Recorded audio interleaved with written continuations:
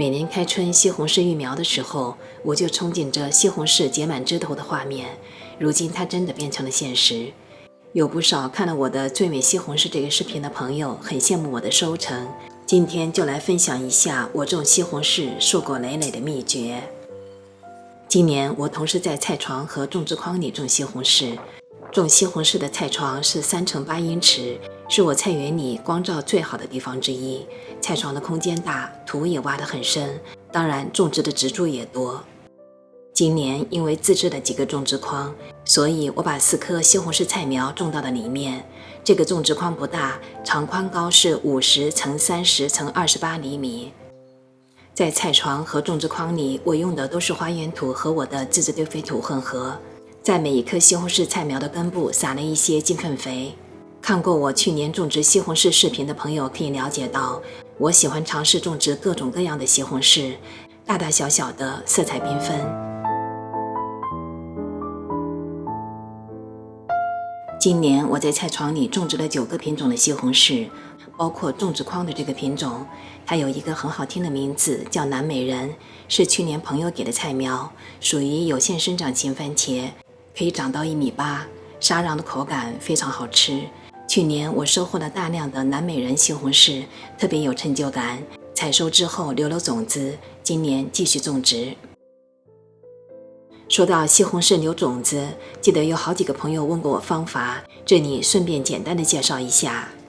挑选自然成熟的健康的西红柿，清洗干净，切开后用勺子把种子挖出来，这样一颗西红柿可以收集几十甚至成百粒种子，剩下的西红柿果肉可以食用。我喜欢把种子放到一个滤网里，冲洗掉上面的果肉和汁液，然后平铺在一个厨房纸巾上面，放置在阴凉处晾干。把晾干的种子收集好，装袋保存，标注好品种名称和时间。如果种子上面沾了一些厨房纸巾，不用担心，它不会影响以后种子的使用。我曾经尝试把种子放入冰箱冷藏保存和直接放到室内的储物柜里保存，育苗之后发现没有多大差别，所以你可以选择你喜欢的方式保存种子。现在回到正题，种植筐里的西红柿和我种植在菜床里的一样，每天都会浇水，每周都会修剪一下侧枝和老叶子。种植筐里空间有限，土还会下沉，我会时不时给它们培土补充一下。等植株长到1米高，我给它们搭了简易的架子，稍微捆绑，让它们有一个支撑。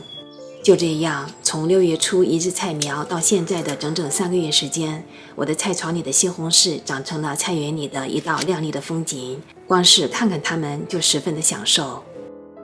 同时，我的这2个小小的种植筐里的西红柿毫不逊色，同样争奇斗艳。在这么小的空间里，它的结果率甚至比菜床里相同品种的都要高。看到我的西红柿长势喜人，很多人都问我是不是施了很多肥。其实我种菜很少施肥，不像很多人建议的每隔10天就会施1次肥。最开始我施过1次鸡粪肥，等有的挂果的时候，我用的是这种磷钾含量高的有机肥，差不多20天用1次。我用到的更多的是厨余，把不要的瓜果蔬菜打成汁发酵后，用水稀释浇到地里。所以我有很多香蕉皮、菠萝皮、哈密瓜酵素，还有用虾头、虾壳制作的虾肥，用鱼头和内脏制作的鱼肥，把蛋壳收集起来打成粉状的蛋壳粉等等。总而言之，厨房里能用的我都用上了。用各种酵素给菜苗施肥的时候，我整个的菜园都散发出淡淡的果香，特别好闻。施虾肥、鱼肥的时候，我会选择在下雨之前，雨水会让肥料快速地渗入地里，并且冲去所有的味道。采用同样的打理方法，究竟是在菜床里种植西红柿好，还是在种植筐里种植好？为什么在种植筐这么小的空间里，西红柿会长得如此的茁壮？我认真观察之后得出结论：打底肥、浇水、施肥、修剪一样都不能缺，最关键的是光照。西红柿是需要全日照的植物，我的种植筐这么小，而且一个筐里还种了2颗西红柿，间距不可能达到1米左右的要求，但是因为它们的4面都有足够的光照，通风条件好，所以在它们的每一面都可以挂果，互不干扰。我要做的只需将影响采光的叶子或者枝条修剪一下，尽量不要让枝条重叠，让每一个西红柿都能享受阳光的照射，这样自然成熟的西红柿口感非常醇厚，回味无穷。生长在小小种植筐里的西红柿也可以大有作为。每次采收西红柿的时候，我的心里都是美滋滋的。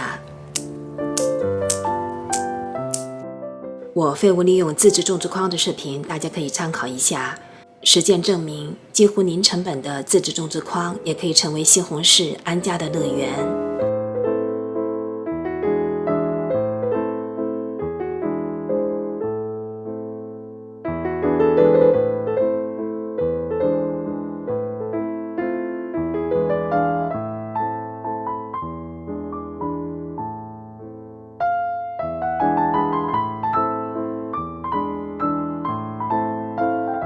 种植西红柿的这个菜床是我的菜园里光照最好的地方之一，向阳一面的西红柿长得足以夺人眼球，但因为这个菜床有一面靠近栅栏，同时种得很密，上面有鱼刺瓜的藤蔓枝条对光照有所遮挡，所以靠近里面的西红柿生长就会受到一定的影响。